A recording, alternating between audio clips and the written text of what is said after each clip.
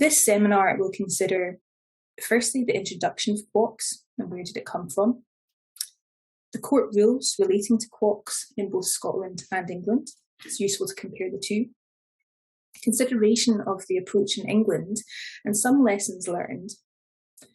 Consideration of some of the authorities in Scotland relating to fraud and attempts to bring fundamental dishonesty, which is the English concept, into Scots law, and some practice points, particularly in relation to fraud itself and the loss of QOCS protection. The first section states that it applies to civil proceedings and that it relates to a claim for damages for both personal injuries or the death of a person from personal injuries, and that it applies if the person conducts the proceedings in an appropriate manner.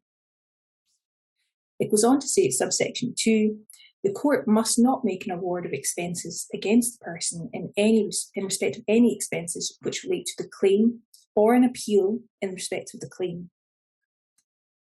Subsection 2 does not prevent the court from making an award in respect of expenses which relates to any other type of claim in the proceedings.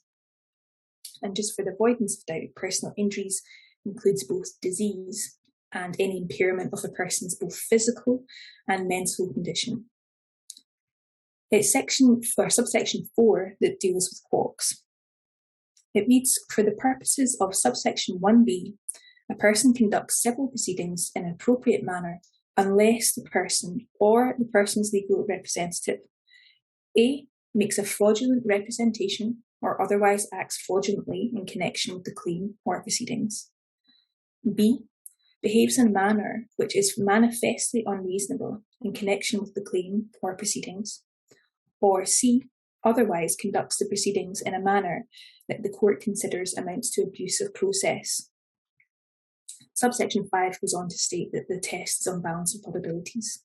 So if we look at the practice points, most UK insurers have fraud teams who will consider apparent red flags in cases. They collect data relating to individuals, local hotspots, and have access to information sharing databases. Red flags include LVI, so low velocity impact cases, so there's a lack of damage to vehicles, cases where the vehicle has not been fixed, lack of medical treatment or delay in obtaining medical treatment, delay in intimating the claim. From experience, this could be as little as 6 months. And there may be many reasons to delay in intimating a claim, but that might trigger the referral of the case to either the insurance company's fraud team or the solicitors acting for the insurer's fraud department.